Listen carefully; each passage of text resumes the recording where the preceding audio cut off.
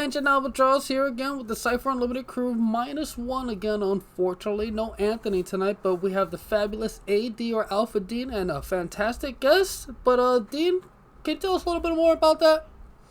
Well, we have none other than the wise Papa Grant, sometimes called the bad boy of D&D. I even found out that this is my adopted son in the RPG world, none other than Grant Ellis. Grant, welcome back to the show. So glad to have you back. And how's it going? Tell the world a little bit about yourself. It's going great. My name's Grant Ellis. I'm a little raspy today, but healthy as fit as a lion, fit as a lion. And because my father Dean is the Aslan of RPGs, and I'm an award-winning tabletop designer, and I'm a convention director for several conventions in Northern Virginia. Also, I'm the producer of WebDM's Twitch channel for all their actual play programming. Yeah, awesome stuff, So yeah, let's dive right into it. You've been here before. Thanks for coming back again to talk with us. And so last time you were here, we talked about all your streaming, all the stuff you do as far as streaming on Twitch and whatever have you goes. But it seems you've broadened the scope of your gaming considerably. You're a designer, creator, and have successfully launched a Kickstarter. Can you tell us a little bit about how it feels to make that transition or add that stuff to your repertoire, and has it changed your focus in any way? Sure, I'd love to talk about that. I was at Origins a few years ago and met with some good friends of mine in the community. They've worked on some pretty high-profile projects for a lot of the major publishers and major companies in the industry, and they said, Grant, you should start designing because you have the sense, you have the sensibility, you have some classic training. I studied under Will Wright, who created a game called The Sims and SimCity in more of the digital space. And over time, a publisher noticed that I was making some moves in the design space, and they helped give me small projects here. Hey, we'd like you to just design a really intricate and sophisticated fun encounter that anyone can drop into any campaign. And then they said, well, we'd like you to put together a monster group that would push players to their limits. Then over time they said, we think you should do your own book. You're showing that you have the discipline, you have the commitment, you're willing to put in the time, you listen, and you're receptive to feedback, while also being able to put your foot down and hold what we'd call academic debate about our design decisions. And it's been really exciting. It started just by contributing as a consultant on game master advice books, and then writing essays for Monty Cook Games and The Essence of Invisible Sun, and then really putting in the time thinking about games both in a narrative sense, but also in a mechanical sense. And it's exciting because you get to see the emotional response players have when they play with one of your designs. They might feel a sense of teamwork or a sense of accomplishment if they beat, say, one of my challenging encounters. It might be a letter writing mechanic that we put in a game where you're an adventurer and you have a system where they're going to write a letter home before they go to the dungeon. You request that of them. And it's interesting to watch players engage with that and maybe think about their character differently, while taking something that's a little more poetic and abstract about that. And then based on the letter and the tone of the letter, they might get a bonus in the dungeons, kind of like giving them experience and Cypher system that they could use, or inspiration in Dungeons and Dragons, or a bonus to attack in a game like Ryutama, which is a Japanese role-playing game. But just thinking critically about these systems, it's been both a blessing and a curse. It's a curse because it takes a lot of time. It's been a blessing because it gives me a deeper insight and appreciation into all the amazing products that have come before me. And there's nothing more humbling than picking up a paragraph written by a legendary designer like Monty Cook or Bruce Cordell or Shauna Germain, being like, my words aren't this good, but it's goals and dreams, and I can put in the time and discover my own voice as well. Nice. That's awesome. And since we're talking about the Kickstarter, can you tell us a bit about Grimm World and its inspiration? And then, little second part to this question, we know We Are All Mad Here is coming out for Cypher system. Have you ever thought about any like cross pollination between the two sources?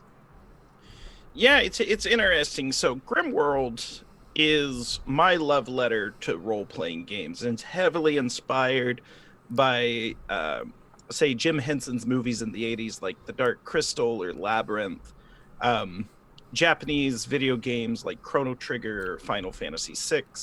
And it's my unique authorial look at a fairy tale world.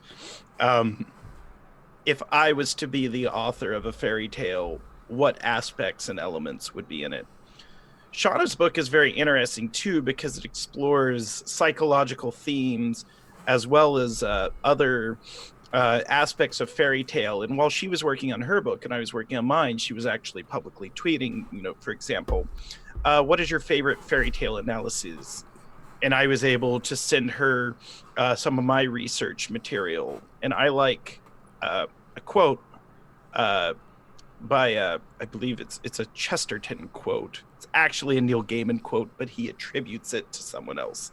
That fairy tales are more than true, not because they teach us that dragons exist, but because they teach us that dragons can be beaten. And something like that just strikes me in my heart, and I was like, that's the kind of game I want to make. I want a game where people are going to be able to engage with the fiction and realize there's some hard things and the world's a scary place. A fairy tale world can be exceptionally scary, but also you can overcome that. You can be the ones to slay the dragons. Some other inspirations of Grimm World, or rather design goals, I think it's important to talk about those. I wanted to approach race in Dungeons and Dragons from a different lens, where the whole character creation process, I wanted the players to really undergo a method of self-exploration, where there was a video game called Spore, and in Spore you could create your own creatures.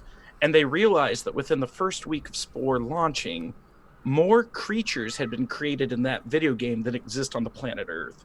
More variations and more variety. So I wanted the players to explore their aesthetic. I want them to describe and choose from a list.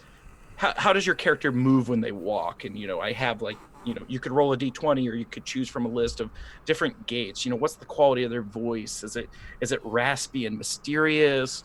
Is it song-like and poetic? But I want the players to think about and just kind of choose these styles and mix and match. What's their body type? Are they very round and bulbous, or are they built like a brick chimney? And I want them to kind of set all these dials so they really get a good picture of the sound of their character, how they move, how they look. Then as far as the ability score modifiers, I wanted them to take more of a Cypher system approach. It's like, I want you to choose a superlative adjective. That's going to modify your ability score, not necessarily your ancestry, lineage, or heritage. Mm-hmm. That's still important, but it's a broader scope. For example, as you look at fairy tales, there's characters like the Scarecrow and the Tin Woodsman from The Wizard of Oz. I didn't want to make a woodsman or a tin man race. I just figured all automata would be under one category. Then you can describe how they look and what materials their body's made out of. And then for the special abilities, or rather what 5th edition refers to as racial features, you just choose a couple off the list. So it might be, I want to be giant size, so I get a large trait, and I also want 3 cantrips, and they're all fire related. So you're essentially a fire giant. You choose it, then you balance your abilities with adjectives like you might in Cypher system, but you also have complete and total ownership of your character's aesthetic, the sound of their voice. And then we added a lot of fairy tale backgrounds. Like, not everyone knows in the fairy tale Alibaba, the 40 Thieves, Alibaba's a woodcutter. Mm-hmm. Woodcutters are all through fairy tale lore, or there's a bunch of stories of Jack, the Beanstalk Jack, the Giant Slayer. So you can have a Jack as a background in the fairy tale sense. And so I went in deep. Where you see some cross pollination with the Cypher system is, I believe, a setting is best when it's system generic first. You're setting. I want my players to adapt it into any system. I want to give them very rich material to work with. For example, Monty Cook has the Tallest Kickstarter, and I own the 3rd edition Tallest, and I've run it in 5th edition. Likewise, I've run it in Cypher system, and it's great to see the official material come out. But the core design of the original book is this is a very rich setting. When we did Life on Mard almost 2 years ago now, that was a setting for the game Sorcerer, and I ran it in Cypher system. Got a little pushback in my YouTube comments. They go, well, why didn't you run this in the original system? I was like, because for me, the system is going to help dictate the emotions that my players feel, and I want that sense of exploration and wonder like you find through Cypher system. I want that uniqueness of discovery where neither myself nor my players know going in, what are we going to discover when we get into this? Yeah, so that's a little bit about Grimm World. It's a unique continent and map. There's expansions planned. Its core is 5th edition. There will be unofficial Cypher variants because I've told everyone, I was like, look, my bones aren't in 5th edition Dungeons and Dragons, though I do love the game. I'm a mini system kind of guy. I want you to use this whether it's powered by the apocalypse or you're doing it in Cypher system. If I have to design it on my own dime and tell people, make suggestions how to use it, they'll see in the DNA, they'll see the Cypher influences. Mm-hmm. And go forth and have great games. So, awesome. But before we continue, I just want to make a couple comments on what you said about Grimm World. So that little description on the character generation, I guess, where you generate your look, your voice, that sounds so awesome from a player perspective, where it gives you something. It's almost like getting a background, like from a Cypher system or connection, whereas like it gives you some role playing aspects to work with. It's like, why am I an automaton, or why am I a giant, or round, or why is my voice however it might be.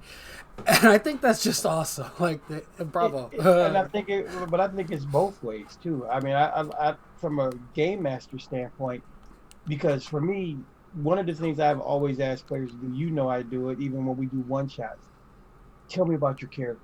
Give me some history, because I like to plug in the player into the world.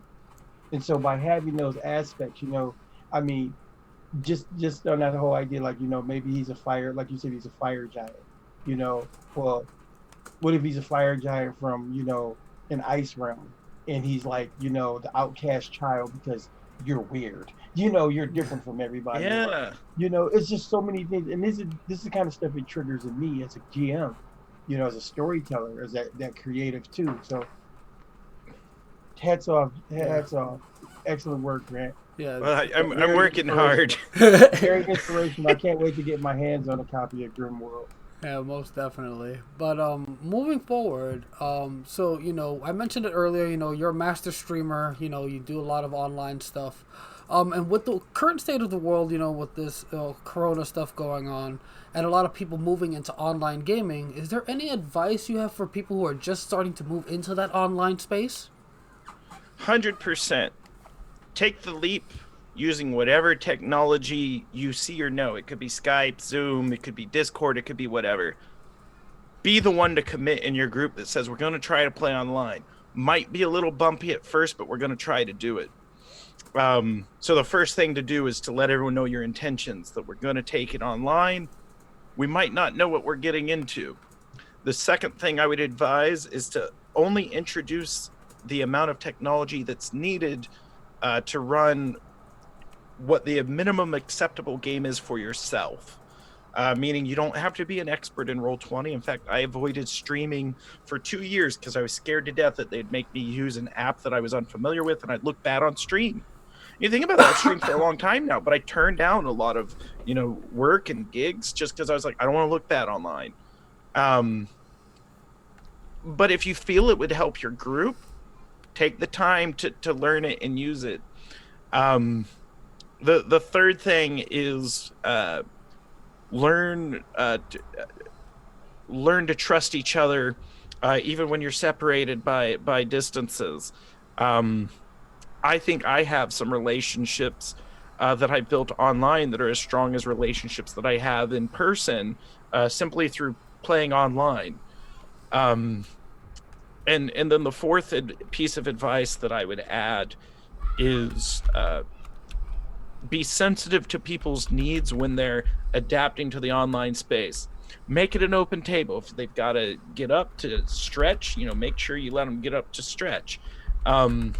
Have a lot of fun with it, though. Something I like to do when I was doing the Invisible Sun directed campaign is Shauna sent us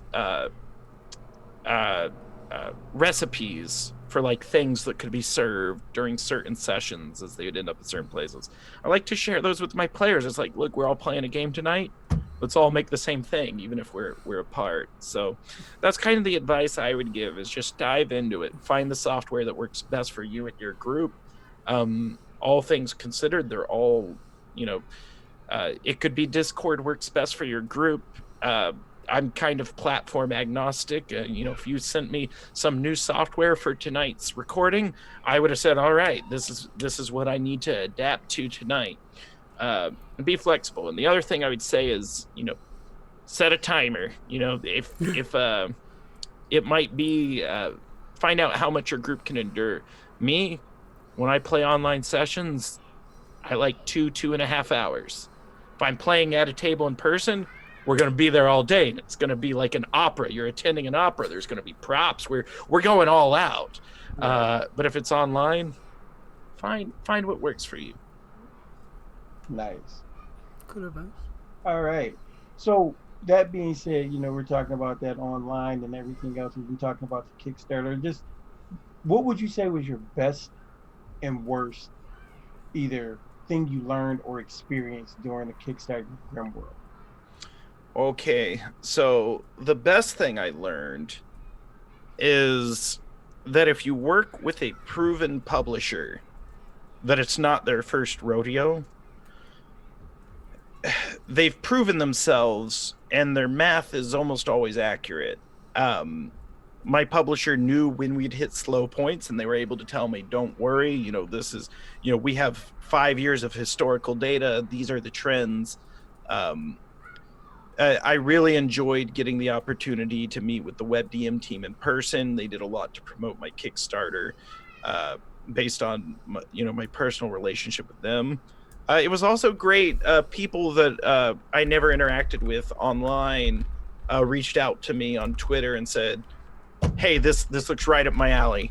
I've been waiting for a product that looks like this. Thank you for taking the time to make it. The worst, I would say, is the stress of enduring it for so long. And also, it was very challenging to present unproven designs to the world. In other words, we had a goal that we'd have 3 free releases, an introduction to the continent where I would detail every region and give adventure hooks. I would give the character creation process so people could start making characters, give it all away for free. And then we have a unique narrator system where the game master is also kind of like a meta character in the world.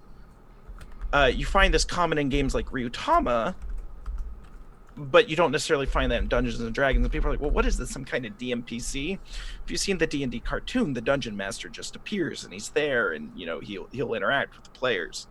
But it was very difficult to express that, especially when we haven't finished the game yet, but I still have to write 6,000 words, 7,000 words, do some testing and put it out there, and be willing to endure the initial feedback. and try to help educate. And I did the best I could by showing examples, showing how Cypher intrusions work in other systems, or showing how Ryujin bonuses work in Ryutama, and show that it's not uncommon for the game to have the game master mechanically manipulate the fiction, either through intrusions or equivalents in other systems. But that was the biggest challenging, and it was kind of the hardest part to go through, is educating your audience when you're introducing something new. Nice. It's great stuff, man. Great stuff. Yeah. But yeah. Moving forward. So just like pretty much everyone in the world right now, I'm assuming you're staying home a lot. And I'm sure you've come up with things to get you through these trying times. Do you have any advice for other people who are stuck at home, kind of at their, the end of their rope, trying to figure out things to do with themselves, maybe in the RPG field or whatever have you? So the first bit of advice I would give is find what gives you joy and pursue that. I've been having a blast engaging with books that I've had on the shelf for years and that I've wanted to play, and then start making moves to play them. A good example is, Knights Black Agents by Pelgrane Press. Kenneth Haidt, Chicago-based designer, just going in deep with some of that material, and rereading old blog posts and just watching how the community has grown and changed. I had one where someone recommended that I listen to an audio book while reading an RPG supplement that related to the book, so I could just kind of sit there and get lost as the voice actors are reading the book out loud. The RPG supplement relates to the drama, but it's the games I love to play. The other things that I'd recommend to do is take time for yourself. Check in with yourself if you're not feeling great. Check on your mental health, your physical health, your emotional health within your capability. The third thing that I'd recommend is it aligns with finding what gives you joy, is share that love. If you find a designer made something really cool, give them a shout out, email them a thank you if you can find their email address. A lot of designers you can just find their email address and thank them for the work that they did. You'd be surprised at just how those little bits of positivity. I've been enjoying sharing my explorations, so I've been streaming on Twitch a lot more since I've been in. It doesn't have to be a big audience to have a good time. I taught people, I said, I've never played this RPG system that I've owned for 3 years. We're going to open the book. We're going to make a character together. We went through it and everyone was like, I've owned this book for a few years too, and I've never made a character. Before you know it, 5 of us are making characters in an RPG system none of us have ever played. And through that process, we're learning how the system works. We go, you know what? We could run this game. Sure enough, we are in a couple weeks. It's like, all right, we set up some time. We're gonna get our game on. All it took was just, what? I don't have to suffer this alone. I'm just gonna take my content public, and we'll see who catches on. That was my most successful stream this week. Was just we're going into the books, we're making characters, we're gonna play games. Awesome. I mean, that's definitely some awesome advice right now. Is just to share what you love and share your love, like with creators that make things that you like, because odds are they're feeling this trying time just as hard as you are, or as your loved ones, and any little bits of positivity help. I'll tell you, and he's not lying. I'll be honest, I'm tired. I'm working out there, guys, but I look forward to these nights when I get to hop on here and hang out with my buddies. And it's always great to have Grant on the show because, nothing like the wise Papa Grant, that bad boy, But we're going to move up before we move into our would you rather questions, which, since you did our rapid fire, we have would you rather questions tonight. I've got one last thing to ask you, as always. What do we have to look forward to in the future from the ever-loving, everlasting, wise Papa Grant? All right, we've got some cool stuff. So, Shoot It Fun on Kickstarter. I am a contributing author in the Horror in the Windy City uh, campaign setting for Whispers in the Dark, where it's essentially the H.H. Holmes mythos, where it's America's first serial killer. I'm actually doing the chapter on criminal organizations. They wanted a proven world builder and researcher to go into turn of the century Chicago in 1893. I am the TPK Bestiary Volume 2 has funded, and I have designed a monster group for that. It's going to be psychic bees. I hope you're ready to get stung. Oh, I went in. We got bumble blimps. We got berserkers. I went all in. Berserkers, let's go. Oh god, math on that. Grimm World, we're continuing to work on. We're still slated to ship it on time in October. There will be, as of yet, another project that has not been announced that I can't announce yet. There's actually 2 of them that are going to be big, much bigger than anything that I've done before. I have a new web series, 2 new web series. One is a podcast on Don't Split the Podcast Network called The Fairest of the Seasons, where it's Good Society, which is an award-winning Australian role-playing game all about RPGs in Jane Austen's England.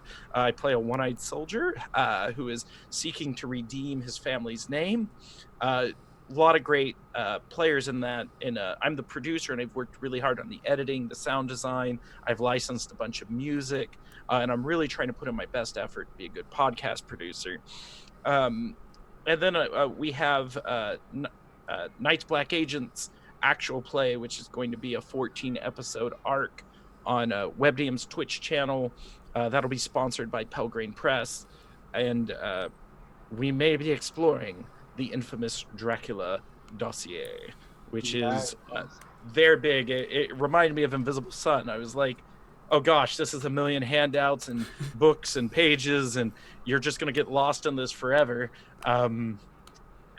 But yeah, we have that actual play coming down the pipeline. That sounds awesome. Yeah. And so, other than that, I mean, you got something else with all this out? No, I was just going to say that, for our viewers at home, we'll definitely be sure to include all the links down below in our description for the, the media he just mentioned, Mr. Ellis, so that you guys can look at his stuff there, and, everything he's mentioned, and including his Twitter or whatever have you, we'll drop that down below as well. Yeah. So, Grant, like you said, you had our rapid fire questions. We touched your soul on those. But now we're going to put you in a precarious position, because now you have to tell us, would you rather? Easy. And since we're going to do that, Al, go ahead and just start him off, Al. All right, so let's start you off here. So, would you rather try to escape from a giant's home or a witch's cottage? Oh, I think I would try to escape from the giant's home, because I always have a little bit of a crush on every witch I've met. I went through this whole goth phase in high school, and Nice. Oh boy. Spiderweb eyelash. Yeah, I can tell those all that black lipstick. I know. So, would you rather curl up with a good horror, sci-fi, or fantasy novel, or would it be a movie? Oh, it's got to be a movie. It's the reason I love the movie. I have several degrees in filmmaking, and I had a pretty good career back when I was in Hollywood. There's just something magical about cinema to me. It just touches my heart every time I watch it. Nice. So which genre though? Horror, sci-fi, or fantasy? Oh, probably sci-fi, and I think I'd go in deep on that sci-fi. There's something about a uniform. Kind of like The Witch. There's something about a uniform that's going to suck me in every time as well. Awesome. Sorry, it's isolation. I'm thirsty. No. Oh, my goodness. Oh. Might have to edit that one out. No, No, you got to amp up. I'm joking. Oh boy, no, but would you rather have psionic powers you couldn't fully control, or be the host to a mischievous otherworldly patron? Well, seeing how every rule set in RPGs changes the rules on psionics every single week, that's not a software call out. No, I wouldn't be the host of a mischievous patron. I am a pretty good, Hecubus manservant to serve a dark lord or otherworldly being. Nice. So, would you rather be trapped in a city full of zombies or lost in a wasteland with cannibals? Sorry. Oh,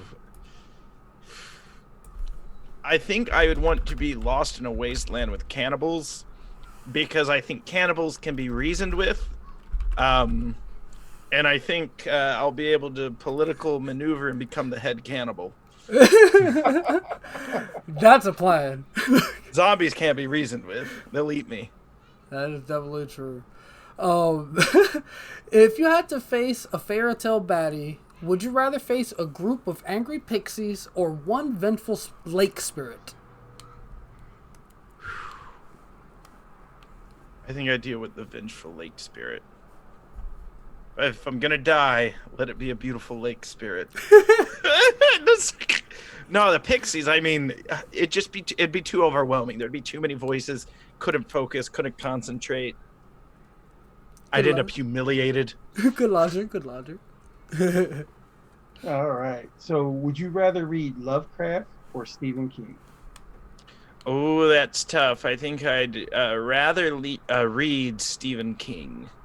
Nice. Cool. And next one is, would you rather have magical powers or have a magical ally? I think in this life I have a little of both, but I would want the magical powers. I am a trained magician. Whoa! What the? Yeah, I'd rather have those magical powers because I would bewilder. I had to take my sunglasses off for that one. What the hell? That was super fast. Whoa! First rule of magic, never do the same. That's sleight of hand. Yeah, exactly. Oh, my caps off to you right there. Damn, you already have the magical powers. I see. At game conventions, I do it with the dice, and I slap the back of my head and shoot the dice. Usually people are down, they're tired at conventions. I do the magic tricks. It's amazing. Nice. Incredible. And last but not least, not necessarily would you rather, but what inspires you the most? I am most inspired by the dedication of a lifetime. When I look at the work that's put in continuously, day in, day out, refined, many years, enduring every harsh criticism, enjoying every dagger thrown by people online or in person, dealing with interpersonal relationships, personal health trials, and if someone's able to still output and show consistently, either in gaming or martial arts or any endeavor on the job, people that put in their day in, they show up, they do it. Those people inspire me the most, more than anything, because it's that dedication of a lifetime, and they'll do it forever, and that's my goal. That's my goal. Awesome. Yeah, that's definitely good inspiration. I can definitely see you're working towards that going. I think anyone who watches the stuff you do or listens to you speak can definitely feel that as well. You're definitely one passionate individual. And I tell everyone I'm pushing 40, but I still look young. I feel handsome. Hey, well, when you get in your 50s and you look this no one's ever going to match you. There I go. Dina's goals. And I'm here like our early 30s, balding and like crazy beard and not. But anyway, that's another thing for another time. Look sharp. So I'm just gonna say, Grant, thank you once again. It's always a pleasure to have you on our show. We, definitely, I think we should come back and do a Grimm World Cypher adaptation show. Yeah. That You would know, definitely be once awesome. it's all out, you know. But you know, thank you, and everybody out there in the interwebs. You know, where you watch our show, thank you as well. You know, and as we always say, be sure to like, share, subscribe, and hit that notification bell. You Yep, yep. know, And yeah, a little bit before we go, again, we'll be sure to include all the links down below for all the stuff that Grant Ellis spoke about today, including the 2 shows that he's producing or the actual play, links to Grimm World, information, and where can you be reached online, like Twitter, Facebook? I know we did it last time, but I always like to bring it up again. Best way to find me is on Twitter at WisePapaGrant. There you can find my inane babblings and ramblings, and usually what I'm doing in the industry. Or if you have your own project that you need to be help pushed or uplifted, or you want to get my thoughts on it, but by all means, send it my way. I get a number of those, but I try to make the time to respond to every single one. Awesome, awesome. Yeah, it's definitely nice to have that little bit of support out there. I can definitely see maybe getting a little overwhelmed with advice asking or being asked advice, but um, definitely reach out to him if you have some advice you would like to receive or any questions or whatever have you. Same goes for us here at Cypher Unlimited. Definitely be sure to reach out to us if you have any questions, anything you want to say, and definitely be sure to comment down below about anything that you might want to hear from us or maybe hear more about from Grant. We could definitely maybe schedule another follow-up or whatever have you if there's enough interest. But yeah, thank you again so much for coming on. Thank you everybody for watching. And yeah, from us at the CU, we will see you later.